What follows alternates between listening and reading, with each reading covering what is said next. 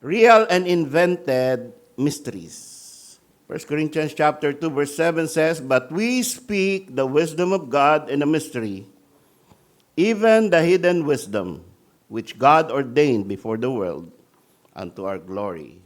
Marami pong mga invento na misteryo na dahil ang tao ay mahilig sa kakaiba at mahilig sa catching attention.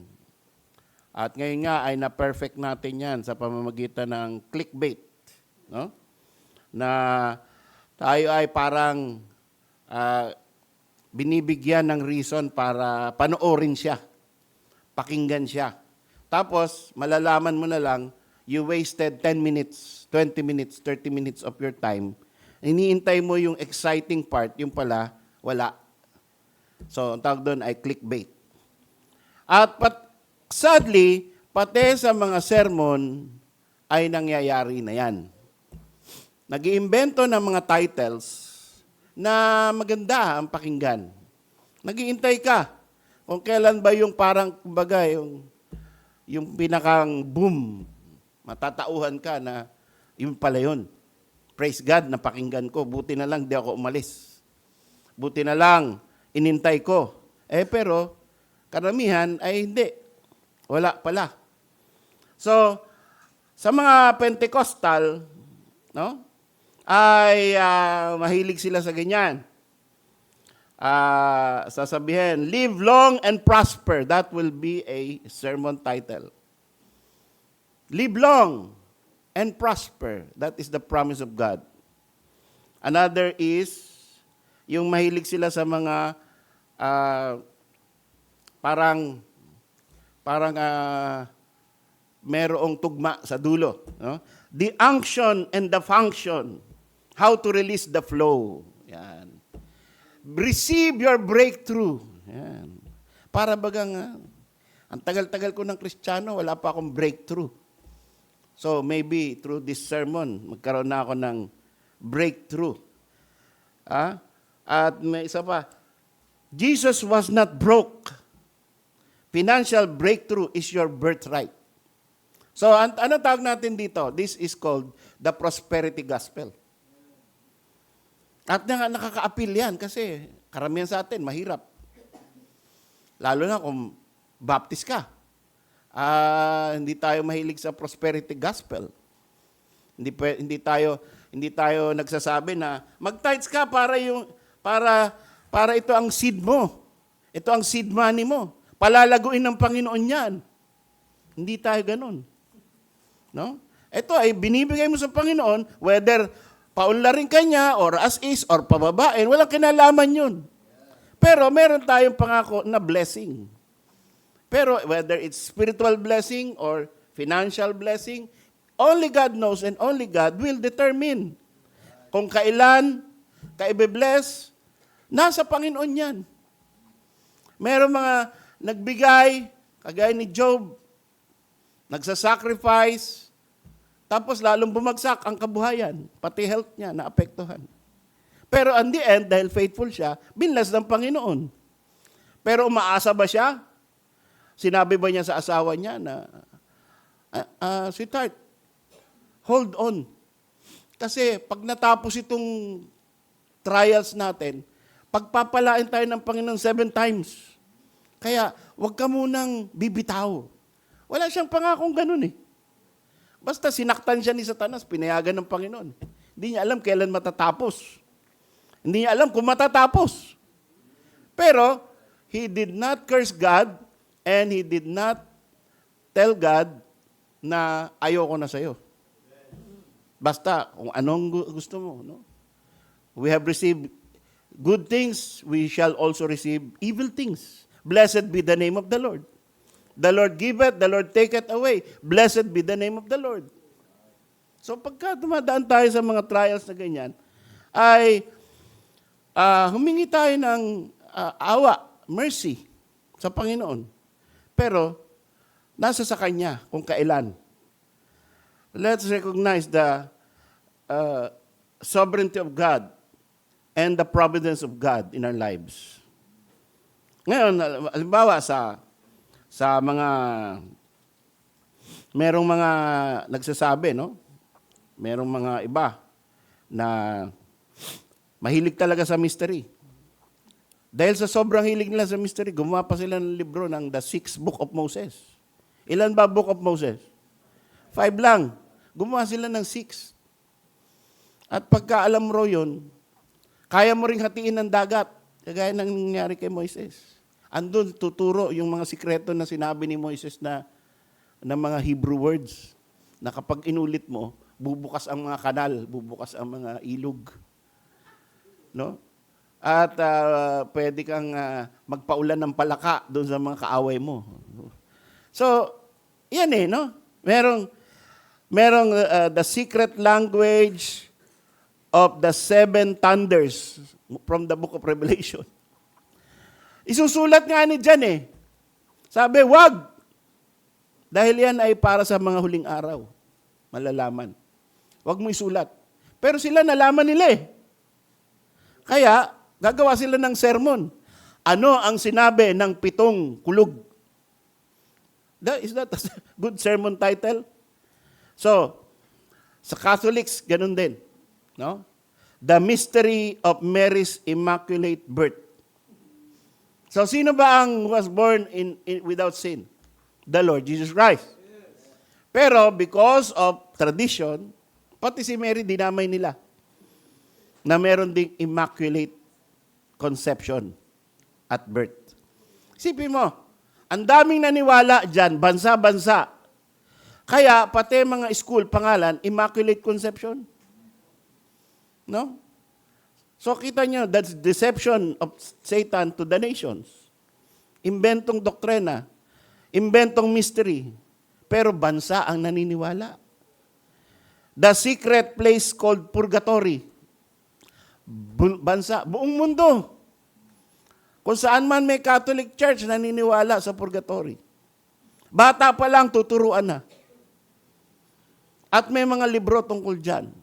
May mga importanteng panalangin na siguradong madali kang makakaahon sa purgatory.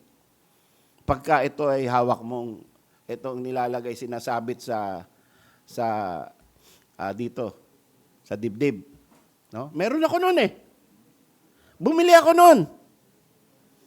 At dinadasal ko yun bago matulog. No? Bago matulog, babasa ako dictionary. Tapos, I will say, Our Father, isang Hail Mary, isang Glory Be. Tapos yun, babasahin ko yun. No? So, talagang seryoso And, ang pag-asa mo lang, purgatory. Dahil hindi ka naman kasing banal ng mga santo. Kaya hanggang doon ka lang. Ang problem, ang ano mo na lang, pag-asa mo na lang, maigsi ang stay mo doon. Mag-graduate ka na, papuntang langit. Kaya, it is really a deception. The Pope's infallibility. That is the mystery. Na papaanong ang upuan, ang trono ni Pedro ay ipinamamana sa susunod na uupo doon. Yan ay isang misteryo. Pero, totoo bang tinuturo ng Bible yan? Invento lang yun Hindi tayo naniniwala sa apostolic succession. No? Hindi tayo naniniwala sa pastoral succession. Naniniwala tayo sa church succession. Yan, paniwala natin. And I hope everybody here knows what is that. If you don't know that, then better have a research. Because we are one of the churches succeeding from the previous church from Jerusalem. Pag di ka naniwala dyan, maluwag nga ang pagkakahawak sa'yo ng SGBCI. At baka nga lumipat ka sa kung saan-saan. Ang pinakamahina, baka madali kang pumunta sa CCF. No? Kasi doon, pinaka-conveniente. May CCF sa Alabang. Baka magkaroon ng CCF Imus. Pag na-open ka kay pastor, CCF Imus ka na. Bermosa. Sipin mo. Bumili sila ng lote dyan, tapos ang ganda ng parking, air condition, pambira. May bilyaran, may playground para sa mga bata. Saan ka pa? Di ba? Oh. So, pero praise God, merong conveniente na, maganda na yung Church of God, lumipat pa rito. Biro mo yun, praise God, ano? Ang laki na ng church, lumipat dito. Biyaya ng Panginoon. The mystery of the Queen of Heaven. Oh, narinig niyo na ba yan? Alam niyo ba na Mary is the Queen of Heaven? When I was there, may corona siya na ang ganda-ganda. Ano? Niluluhuran namin. Yung pala sa Jeremiah at Ezekiel, meron palang Queen of Heaven. Meron palang reyna ng langit na sinasamba ng mga tiga-Israel noong panahon bago pa dumating ang Panginoong Hesukristo. At nagbibigay sila ng mga cake sa Queen of Heaven. At sila ay siniswerte. At nagalit ang mga tiga-Israel, sabi nila, dahil sa propeta at saka sa hari. Nung dinikri nyo na wala ng Queen of Heaven, nagkamalas-malas kami. Kaya babalik na lang kami sa Queen of Heaven. Ang Panginoon, sabi, I, the Lord your God, am a jealous God. Oh, thou shalt have no standing image before me. Walang gagawa ng ina nyo ang larawan na nakatindig sa aking harapan. Yung Queen of Heaven, nakatindig na, may corona pa. Tapos inaalaya ng cake. Di nagsiselos ang Panginoon. Kaya sasakupin sila ng ibang bansa ni Nebuchadnezzar. So yan po ay mga mystery. At sasabihin nila, saan sa Bible yan? Ay, mystery yan. Kami lang ang nakakaintindi niyan. Nag-aral kami ng 10 taon. Kaya, maniwala ka na lang. No? At kami ay inordinahan. Nagsakripisyo kami. Nung nagba-Bible study ako sa Riyadh, sabi, ano ba authority mo? Yung mga pare, nag-aral na 10 taon. Ilang taon ka ba nag-aral? Para nangangaral ka dito. Doon sa Bible study sa bahay nila, Brother Rael. Merong Catholic talaga, aral talaga, nag-challenge. No? So, we are familiar with the works of the devil that he invents mysteries. So that to substitute, to delay, to deny the real mysteries in the Word of God. Ano ba ang talagang mysteries na nakalagay mismo sa Word of God? Mark 4:11. Tingnan natin. Sabi ng Bible, no? So kung kayo ay may personal Bible, madali kayo makapunta sa Mark 4:11. No? At ang sabi diyan, and he said unto them, unto you it is given to know the mystery of what? Of the kingdom of God. So yung mystery, yung kingdom of God pala ay isang mystery. Ibig sabihin, it is a subject na kailangan pag-aralan natin, arukin natin, alamin natin, appreciate natin kung nakuha natin, at least. Diba?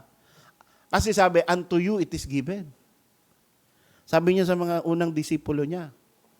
Ibig sabihin, tayo din, na mga nagpapatuloy sa aral ng mga apostol, dapat alam din natin ang mystery of the kingdom of God. No? So, alam na ba natin yun?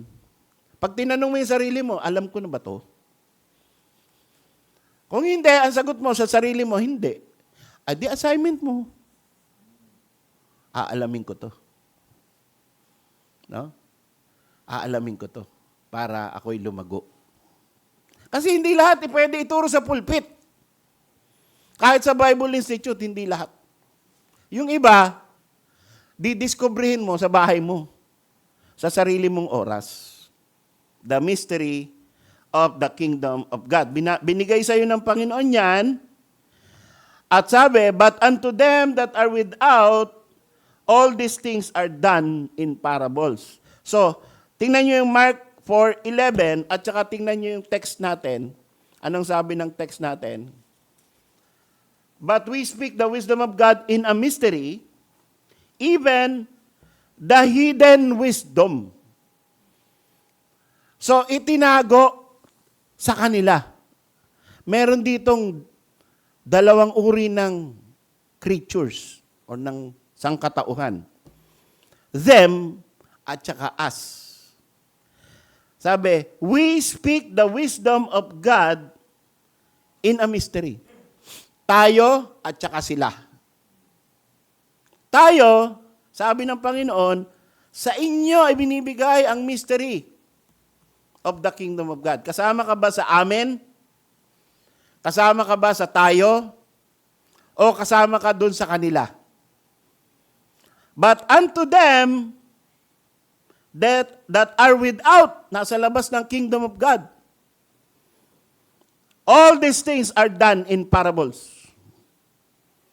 Talinghaga na hindi mo basta-basta maintindihan.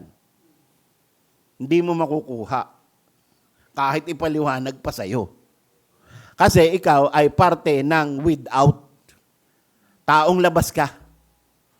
You are not included. You are not part of the us or we.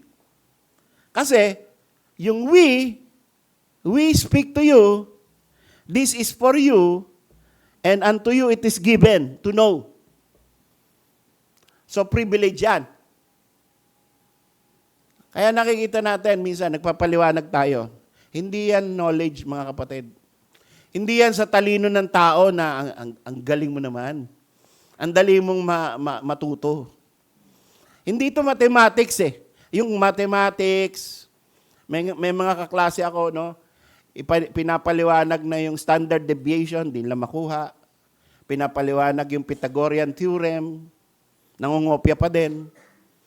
Pinapaliwanag yung Bernoulli's principle, Blanco. Ano yun? Huh? So, wala. Talagang pinapaliwanag. Pero may iba, parang parte na ng sistema nila. Ang bilis nilang mag-exam, tapos na. Tapos na. Hindi ka pa tapos. Lika dito sa tabi ko.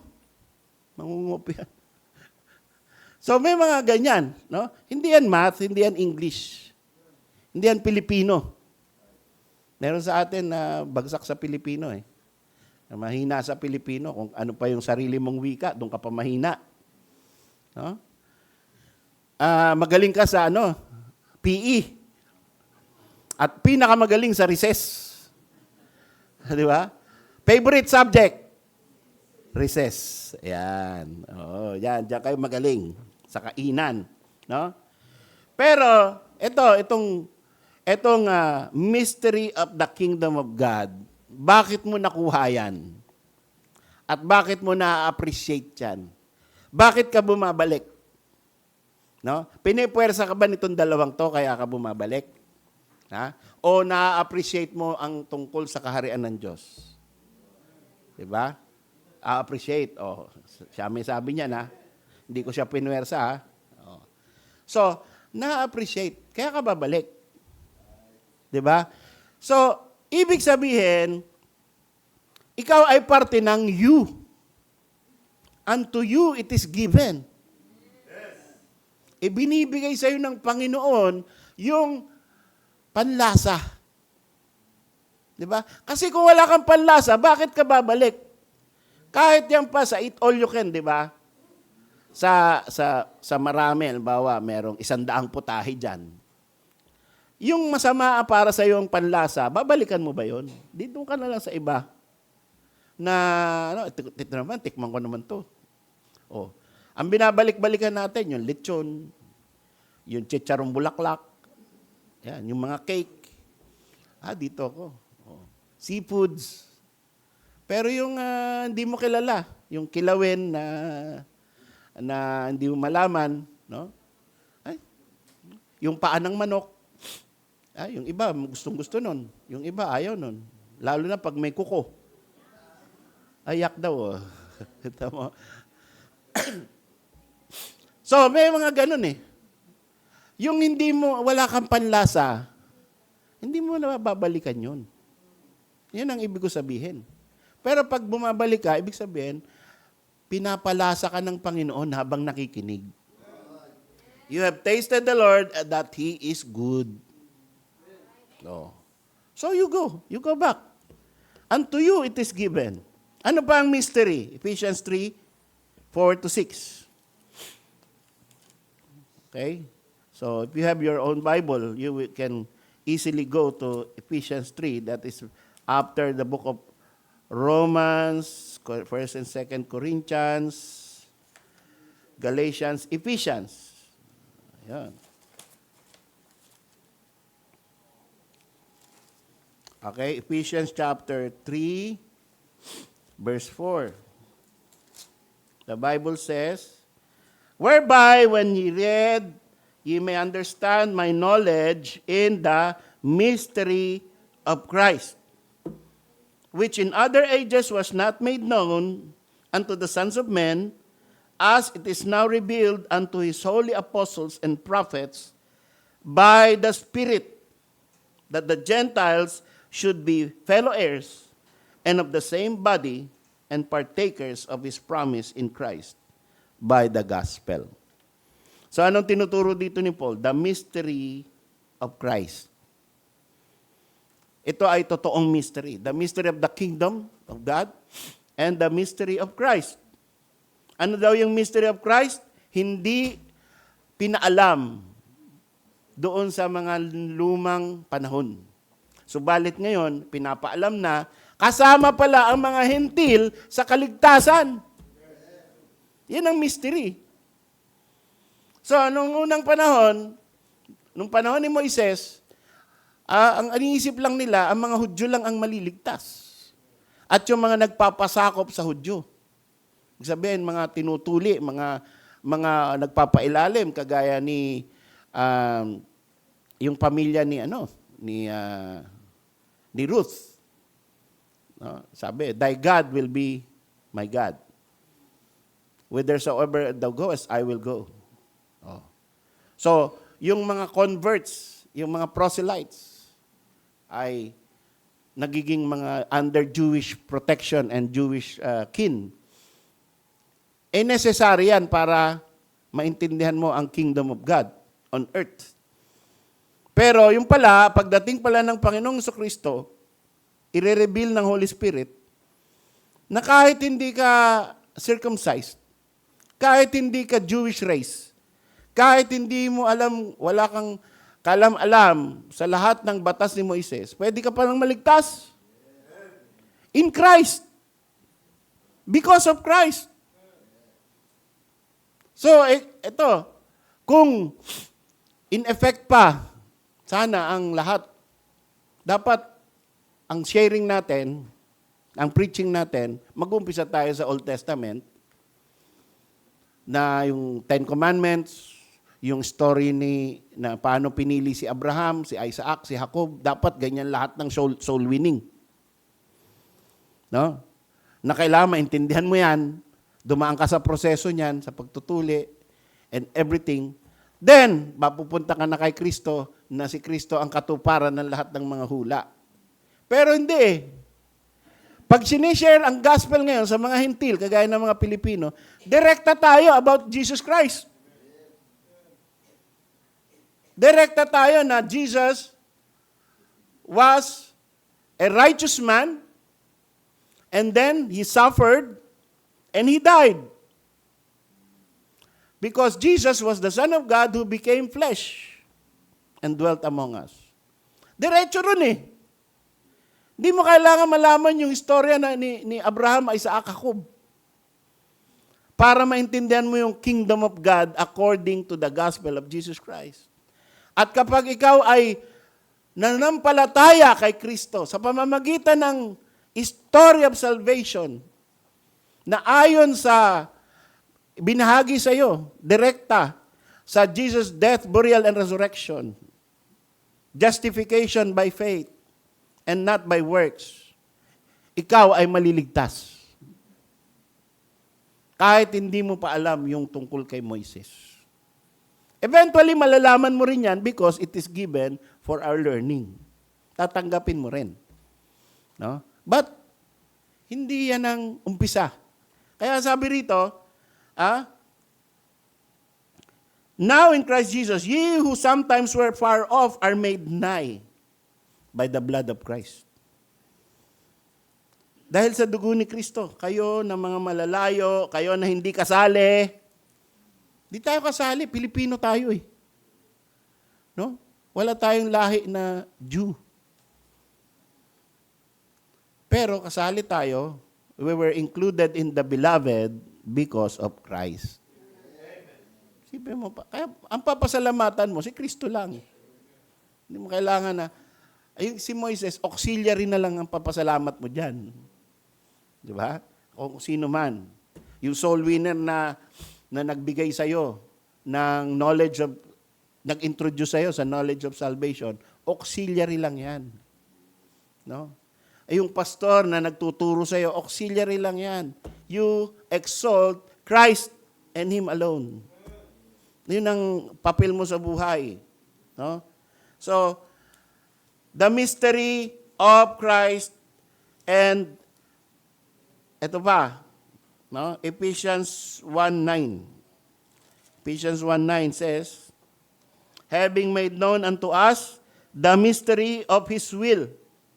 So pagka ang mystery nakadefine sa Bible, yan, totoong mystery.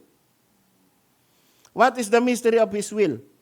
According to His good pleasure, which He had purpose in Himself, that in the dispensation of the fullness of time He might gather together in one all things in Christ, both which are in heaven, which are on earth, even in Him, in whom also we have obtained an inheritance, being predestinated according to the purpose of Him, who worketh all things after the counsel of His own will. That is a mystery. Pag naintindihan mo yan, ma-appreciate mo ang Panginoon. Paanong ang Panginoon, no, ayon sa ating text, ay nagbigay ng wisdom in a mystery. At ito ay tinago. Itinatagong katalinuhan. Itinatagong wisdom. Hidden wisdom. At sabi nito, which God ordained before the world. Ibig sabihin, nakalatag na ito bago pa nilalang ang langit at lupa. Nakalatag na yan sa isip ng Diyos. Nakaplano na yan. Ano na yan. Nakadeterminasyon na yan. Ito yung sinasabi ng verse 11, Ephesians 1:11. Being predestinated according to the purpose of Him who worketh all things after the counsel of His own will. Naintindihan ba natin yon? Ang Diyos, ang ating Diyos, bago pa nilangat lang ang langit at lupa at hanggang ngayon, ang kanyang mga kilos ay ginagawa niya ayon sa kanyang pag-iisip. Walang pwedeng mag-challenge ng kanyang pag-iisip. He worketh all things according to the counsel of His own will. Wala siyang consultant. Hindi mo siya pwedeng i-advise.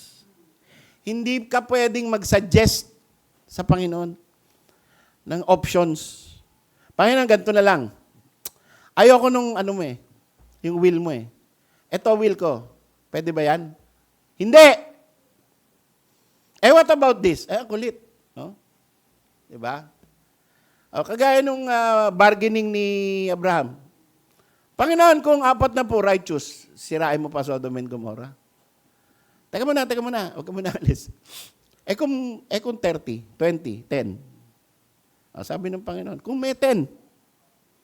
Plano niya na yun kasi alam niya, ang andun lang na pwedeng iligtas talaga, si Lot, asawa ni Lot, at yung dalawang anak ni Lot. 4 lang. No? So, if there are 10 righteous, will you not destroy? Yes. I will not destroy the good with the wicked. Isipin pa natin, ano ang good dun sa 4 na yun? Wala eh. Kung judgment natin, di ba? Tayo ba, halimbawa, titira ka ba sa isang lugar na puro kasalanan ang ginagawa ng kapitbahay mo, day and night? Walang ginawa, kundi puro kasalanan. Yung dyaryo tungkol sa kasalanan. Yung lesson sa school tungkol sa kasalanan. Naririnig mo doon sa kalsada, nakikita mo, puro kasalanan ang ginagawa. Yung ba tama na ang isang ama dalhin yung pamilya niya ron?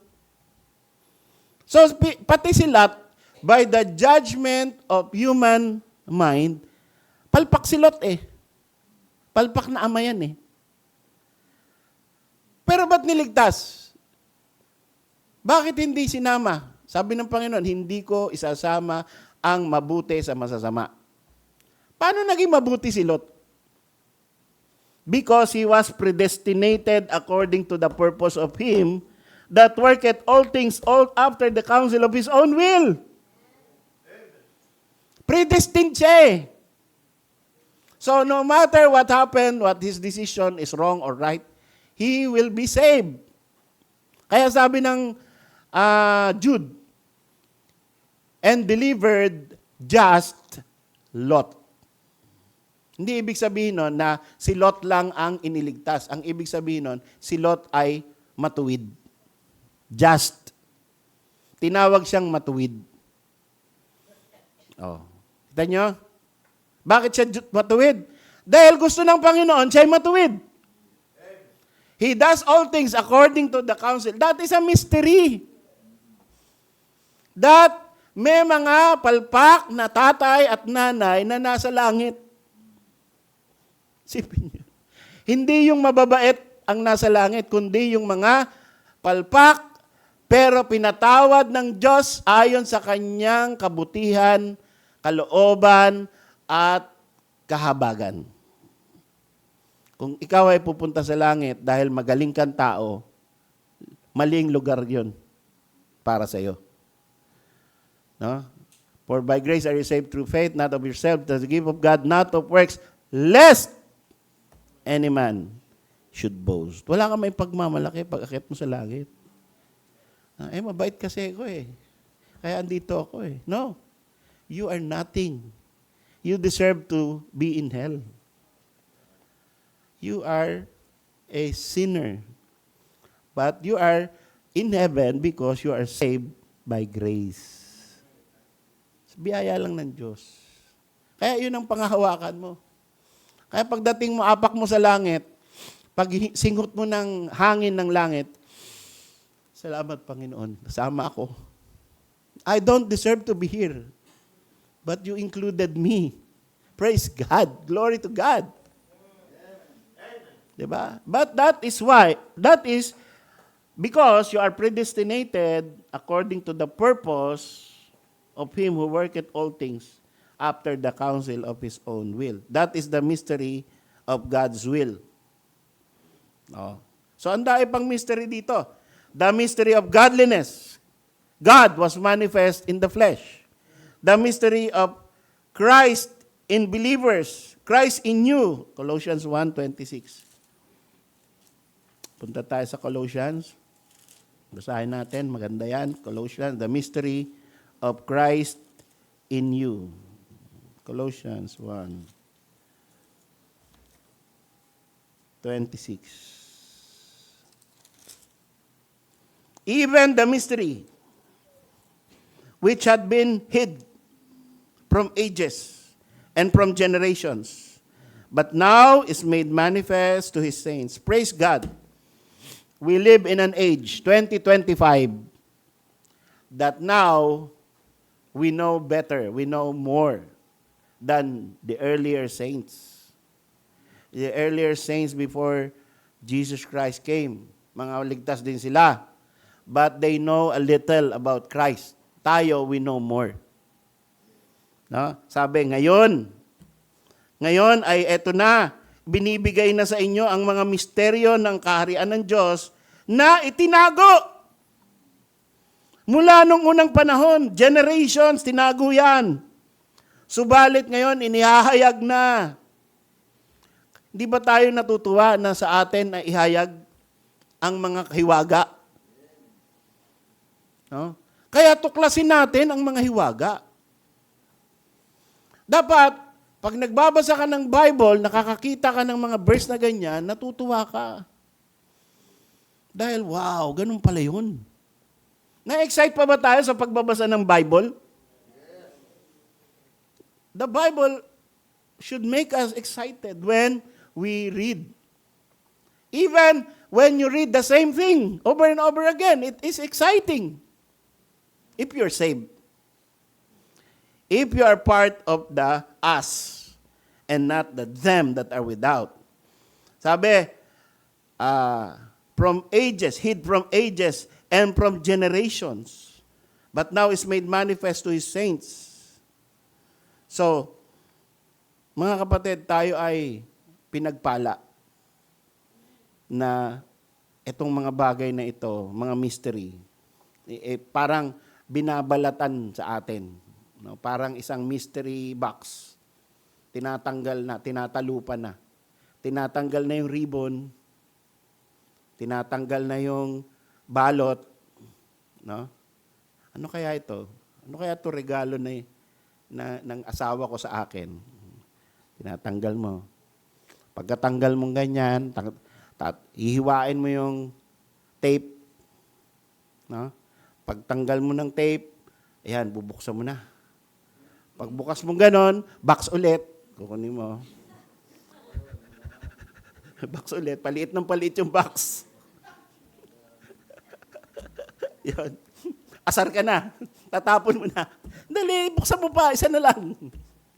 So, yan po ang ating Panginoon na binibigay na sa atin. No? Just keep on opening the box. Just keep on opening the mysteries of the kingdom of God. Huwag kang magsawa. Makukuha mo rin yan kung ikaw ay tunay na mananampalataya. Makukuha mo rin yan. Huwag kang magsawa magbasa ng salita ng Diyos. The mystery of godliness, the mystery of Christ in believers, the mystery of the resurrection. Behold, I show you a mystery. What is that? Pastor Paul, what mystery is that? We shall not all sleep. What? What do you mean? Yung iba sa inyo, hindi na makakatulog. Yun ba yun? Hindi. Hindi lahat tayo mamamatay. But we shall be changed. In a moment, in the twinkling of an eye, we shall be changed.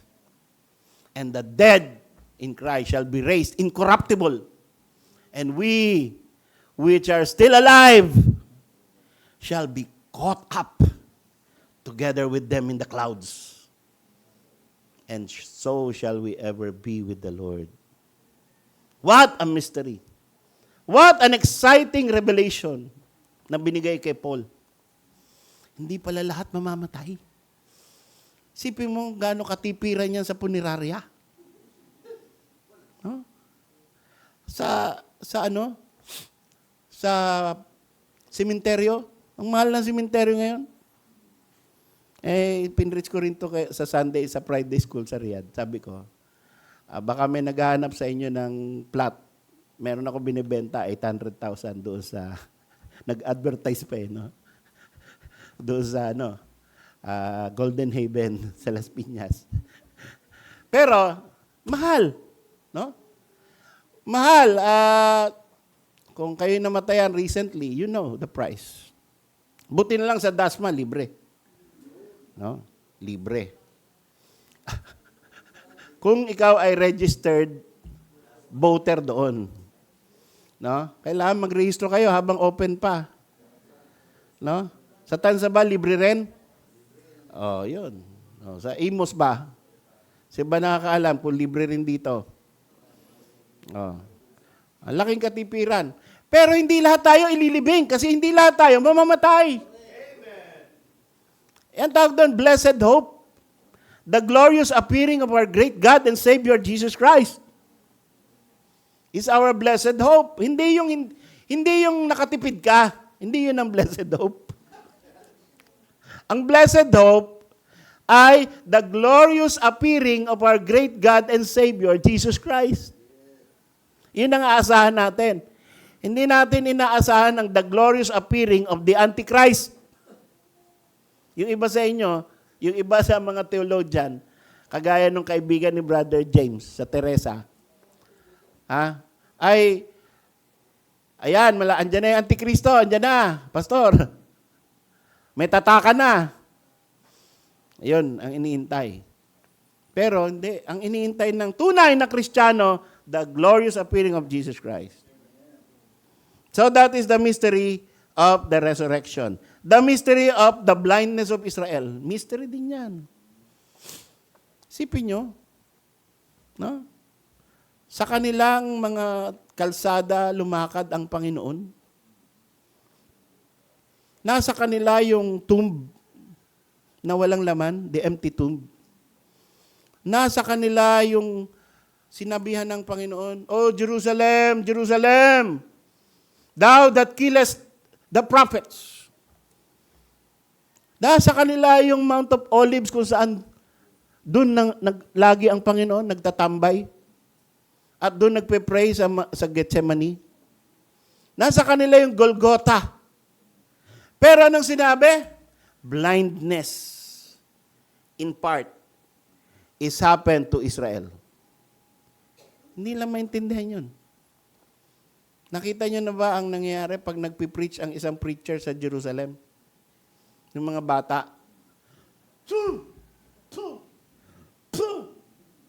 Dinuduraan yung mga preacher. Jesus is the son of a German soldier. He is an impostor. They hate Jesus Christ. They do not consider him as Messiah. They're still looking for a new Messiah. The first coming. Second coming na, first coming pa rin hinihintay nila. Blindness. Ba't nila gagawin yun? When they have all the scriptures, which says he was despised and rejected of men, a man of sorrows and acquainted with grief. Yet we esteemed him stricken, smitten of God, and afflicted. By his stripes, we are healed. Eh, nasa scripture nila, ba't nila ma-recognize? Blinded. And that is a mystery. Magtataka ka. Ba't di mo makuha? Jew ang Panginoon eh. Jew ka din eh. Ba't di mo makuha? No? Samantalang kami, Pilipino, nakuha namin. Ba't mo nakuha? Unto you it is given. Grace is given to you. God is open your heart. Kaya, it is hid to them that are lost. Sabi, sa 2 Corinthians 4:3, 2 Corinthians 4:3, if our gospel be hid, kung ang aming ebanghelyo ay nakatago, it is hid to them that are lost, in whom the God of this world has blinded their minds. Bakit nakatago? Ba't hindi maintindihan ng mga tao, kahit ang tatalinong tao? Bakit di sila saved? Bakit hindi sila kagaya natin? The God of this world has blinded their minds. It is hid to them.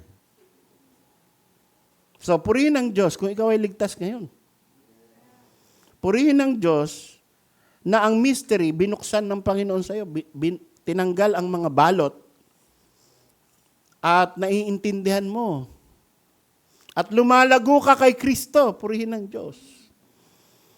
Ito'y tinago sa iba.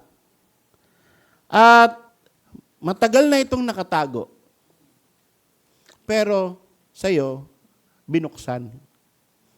Ikaw ay binuksan. Hindi dahil sa magaling yung pastor o magaling magpaliwanag yung soul winner. Hindi. Kumilos ang Holy Spirit sa puso mo. Yun ang nangyari. Kaya, natutuwa tayo. Nakaka-amen tayo pag nakakarinig tayo ng truth. Dahil, we appreciate, nalalasahan natin ng good words, truth, true words, sweet words, from the mouth of the Savior to your heart. Yan po ang nangyayari during preaching. And then, you worship Christ because it is He who deals with you. It is He who reveals to you the things of the kingdom of God. Purihin ng Panginoon Diyos, tumayo po tayong lahat.